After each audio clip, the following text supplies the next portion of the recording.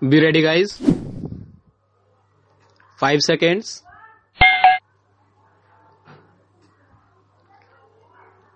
Start.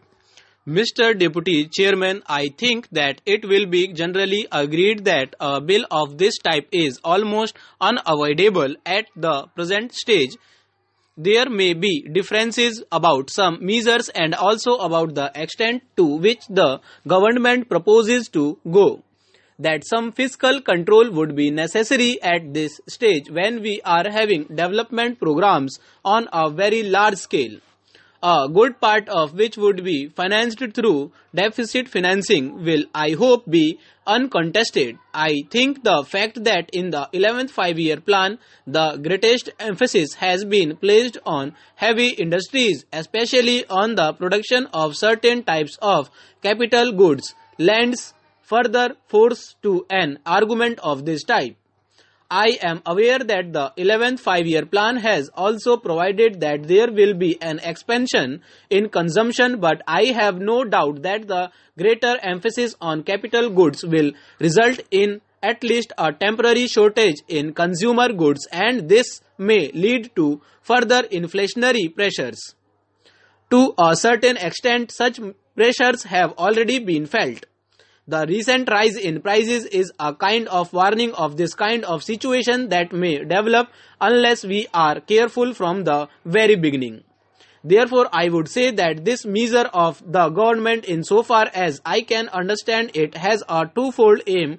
On the one hand, to increase the capacity of the Reserve Bank for creating money by note issue, and on the other hand, to put restrictions on the creation of credit by private banks. The first aim is intended to ensure that the money that is required for the economic development of the country will not be lacking. The second is to see that unregulated creation of credit by private scheduled banks will not create a situation whereby inflationary pressures would become too great. To that extent, everybody would agree that a bill of this type is unavoidable. I have, however, a few questions to ask of the Honorable the Finance Minister, and I have no doubt he will be able to meet the doubts which I have in my mind. My first doubt is whether there is not an undue measure of fear about these inflationary pressures. In the 11th plan, there is an uncovered gap of rupees 400 crores, and there is also a proposal to have rupees 1200 crores of deficit financing, and so we may say that deficit financing would be of the order of rupees 1600 crores, because after all the uncovered portion has to be met somehow or the other. I do not know whether sufficient credit has been taken of a possible adverse trade balance which is bound to develop during the first 2 or 3 years of the 11th five-year plan. We are going to industrialize on a fairly heavy scale, and as we import machinery on a large scale, an adverse balance of trade is bound to develop. This adverse balance of trade will, to a certain extent, act as a check against any inflationary pressures.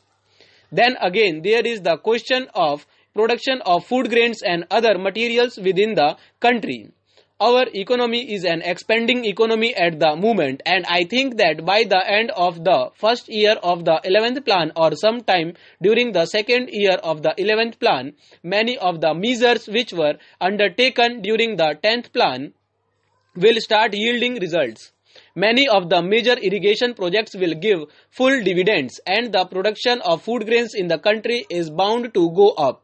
As the production of food grains goes up within the country, it will again be a check on inflationary pressures.